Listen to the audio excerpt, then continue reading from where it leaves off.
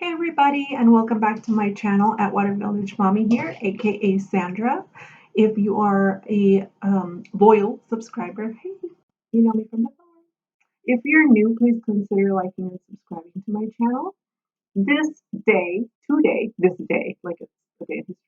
Today we'll be talking about my journey to plastic or reconstructive surgery after weight loss surgery.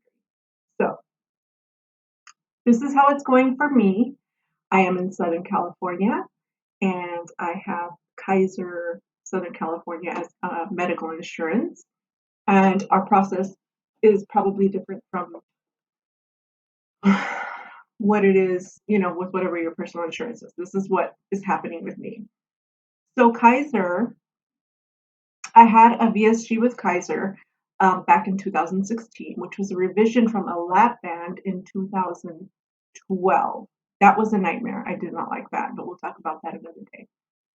So my revision came in 2016. So now my weight has been pretty steady. And here's what they told me. So I had to complete a class, which was a 1-day class. It was a virtual class here because of COVID. And it was a PowerPoint presentation with a nurse practitioner. It was live, so we were on like a Zoom call while she did the presentation. I had to check in a few times to make sure that I was still in attendance and watching, and they explained the parameters or the requirements that had to be met before you're even a candidate for surgery. So I have notes here, so I'm looking off to the side. So the first requirement is that you be in good health, no serious chronic diseases or something that's going to affect recovery. So it says in general good health is what they said. Number two, they ask that your weight loss surgery be over 12 months in the past. So 12 months at least post-op. They go about 12 months depending on how much weight you've lost, but that's pretty much the general requirement for Kaiser. That number three is that your BMI be 30 or below. And that also is because of the requirements for how you're going to recover and heal. Number four, that your weight be pretty stable. They want to know that your weight is not fluctuating, that you're staying in a good,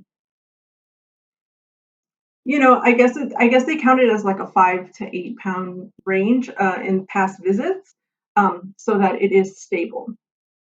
Number five requirement is smoke free for 3 months or more. So you cannot have a smoking habit, a vaping habit, a chewing habit, anything that where you have nicotine in your system. They want you to have been nicotine free for at least 3 months. And that, of course, goes with circulation, how you're going to respond to your recovery time. Now, in order for insurance to pay for the surgery of skin removal surgery, they require that it has to be for the reason of correction of gait. So and that's for the pannus. So if your pannus or belly flap, as I like to call it, belly hang, if it gets in the way of you walking, not necessarily running, but if you moving around, if it gets in the way, correction of gait is the only way that it will be paid for by your insurance. So by the way that they judge this is if your pannus hangs lower to where your legs start. So, I don't want to say your private area because the man's private area hang, possibly. I don't know. I haven't seen all men, but so for me, what she said is if we could see your hoo-ha, then it's a no-no. Then you wouldn't be covered. So it has to cover your hoo-ha. And that's the only way. Of course, you can go in and try to get approved for, you're self-paying for it. If you're self-paying, you could try that. But I was referred for the class by my primary care because I asked for it. And then, so if you are, sorry, I'm looking at my notes. If you are approved under those conditions, that would only be for the paniculectomy. That is what's covered when it comes to the belly hang. However, if you want a tummy tuck, you can upgrade your surgery and pay the difference between what a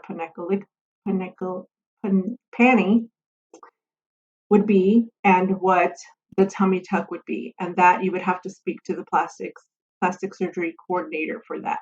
So I finished my class and then I did a virtual meeting with the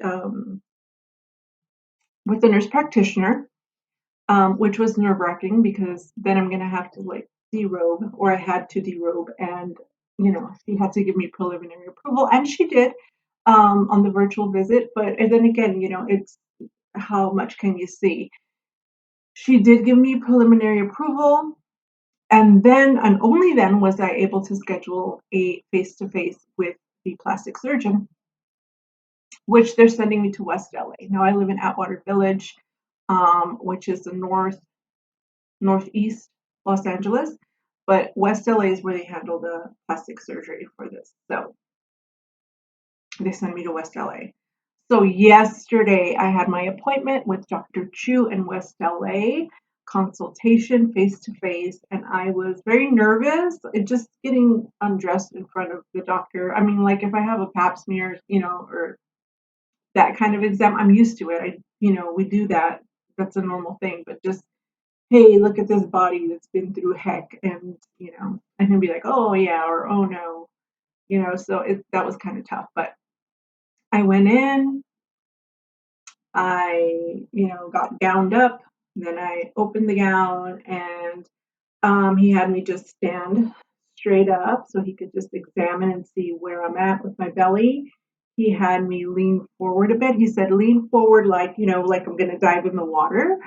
So I did that. And the reason being, he said, is that to see where it folds. So like if your penis is hanging down, but when you lean forward, you see like exactly where it hangs to, and that's where the incision would end. So he wanted to see how much he would be able to remove, and he explained to me that the paniculectomy, they don't pull any skin, so they're just cutting and then stitching it back up. So whatever's up above the belly button would remain in whatever shape it is. He explained to me the difference between a paniculectomy and the tummy tuck. Um, he showed me pictures of results. Um, he explained to me in detail the risks involved, like infection, like the incision opening up, blood clots, all of the risks of regular surgery, and then the risks of recovery time with these surgeries. So we ended it by making an appointment for 3 weeks. He's told me to think about it whether I wanted an upgrade or not. Having Kaiser means that the plastic surgeon he's in reconstruction. He's not trying to upsell me, you should do this, you should do that. Oh, just have a mom makeover. Oh, have this, have that. He's really laid down the risks of what surgery would be.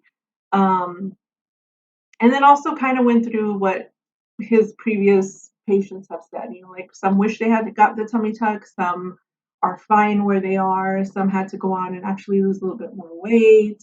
And then he advised me of the risk for me being that my highest BMI pre-lap band was 47, and I believe at that point I was 265, 270 pounds, maybe. So when you're that overweight, your blood vessels, they stretch to pump blood to all of their body. And then when you lose weight, those blood vessels don't shrink back. They're still big. They're still pumping all of that blood to what they had to before. So they're still pumping blood. They're still large. So in any surgery, there's a higher risk of bleeding out. So that was something he made sure to mention. It puts me in a higher risk category. And sure, I've seen a lot of people in the weight loss community have their plastic surgeries, mommy makeovers, whatever they've had and they've done great. And then I've also heard stories about, people who had a tough time. So the 3 weeks at first, that he made the appointment for 3 weeks. Can I make another appointment? Yeah, I could speed it up. But there's a lot to consider. There's a lot to think about. Do I want to do it? Do I want to upgrade to the tummy tuck? When would I do it? I have to schedule it around kids going back to school. Who's going to be here to help me? Do I want to recover in the summer heat? There's things to just consider and think about. So I did put in a phone call to the plastic surgery coordinator. I want to know how much it would be if I did upgrade. I want to know what surgery dates are looking like right now since they are opening up for elective surgeries post COVID. Um, I want to know how far out. What do they have? If I schedule out, say I schedule out 4 months from now, 6 months, would I have to do another consultation? What is pre-surgery looking like? So I have a lot of questions. If you guys could think of anything, please comment down below what questions you would ask. Because sometimes I get in there and I'm just like, yeah, I have like 20 questions. And they get in there and they start talking and my mind starts wandering and I forget what I was going to say. Even if I brought a list, I'll forget to have the list. So, guys, that's where I'm at right now with this. I hope this made sense. I'm trying to get through all the information because I don't want to edit it. And that's where I'm at right now. That was yesterday. I put in a call to the coordinator, like I said, and I'm still waiting for a call back. I will let you guys know. Just remember, this is just my experience. This is what I'm going through right now. My insurance would be different from your insurance. The coverages would be different, even if you do have Kaiser still in California, depending on what your program is. And would you do it? Comment down below. Let me know. Would you do it? Would you do the panty? Would you opt into the tummy tuck? What would be your limit for the upgrade cost? Um, I'm excited. I actually right now, if you ask me right now, I said, yeah, I'll do it. Yeah, I'm gonna do it. It's a quality of life issue. If they would have said no, I wouldn't be super bummed and I wouldn't have gone out of pocket to do it, honestly. But if they'll cover it, if they say I need it, no, I'm just, but let me know what questions you guys have. Would you guys do it? And guys, if you want to know the day to day of what's going on a little bit more quicker, follow me on Instagram. The link is down below. It's at Water Village Mommy on Instagram as well. And have a great rest of your day, guys. Love you and thank you for joining me.